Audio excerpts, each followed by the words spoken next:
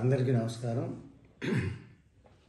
కొద్దిగా ఇబ్బందికరమైన ప్రశ్నే అడిగేది. నాకు కూడా చాలామంది ఫోన్లు చేశారు.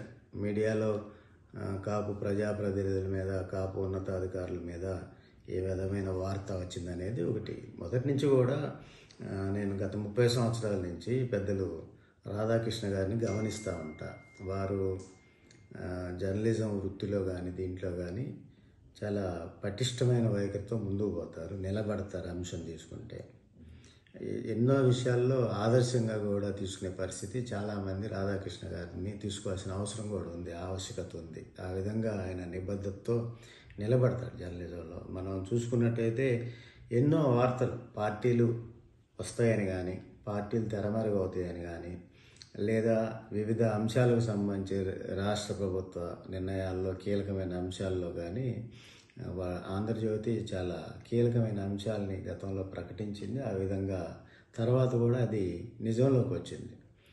ప్రజారాజ్యం సందర్భం నుంచి కూడా మనం గమనించుకుంటే షర్మిలారెడ్డి గారు పార్టీ పెట్టే అంశం కానీ, ఇక ఇలా చూసుకుంటే ఎన్నో అంశాలు.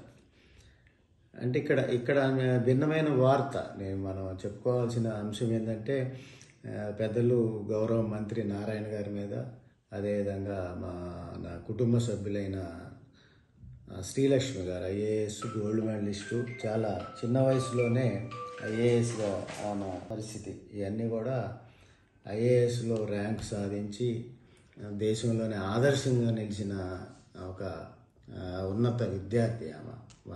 చెప్పాలంటే ఐఏఎస్ ర్యాంక్ సంపాదించి ఆ విధంగా వచ్చిన శ్రీలక్ష్మి గారు. సరే, తర్వాత రాజకీయ పరిస్థితులు, రాజకీయ కోణాలు, ఇబ్బందులు రాజకీయాల్లో ఉన్నప్పుడు కానీ, ప్రముఖంగా ఉన్నప్పుడు కానీ పరిస్థితులు మారుతాయి. ప్రభుత్వాల పరంగా, రాజకీయాల పరంగా శ్రీలక్ష్మి గారు ఇబ్బందులు ఎదుర్కొన్నారు. అది మరొక కోణం అంశం. ఇక్కడ ఆంధ్రజ్యోతిలో నారాయణ గారి గురించి వార్త వచ్చిన, శ్రీలక్ష్మి గారి గురించి వార్త వచ్చిన, నారాయణ గారు విద్యా సంస్థలు నడిపించుకుంటూ మన సామాజిక వర్గంలో, బలిజ కాపు వర్గ సామాజిక వర్గంలో నుంచి ఉన్నత శిఖరాలకి ఎదిగిన వ్యక్తి పెద్దల నారాయణ గారు.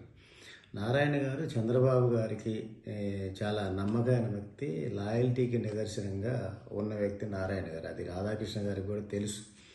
ఈరోజు అటువంటి నారాయణ గారి మీద, శ్రీలక్ష్మి గారి మీద వార్తలని సామాజిక కోణంలో ఒక కాపు వర్గ కులానికి సంబంధించిన ముఖ్యమైన నేతల మీద వార్తలు రాసినట్టుగా ఈరోజు సామాజికంగా కులం భావిస్తూ ఉంది.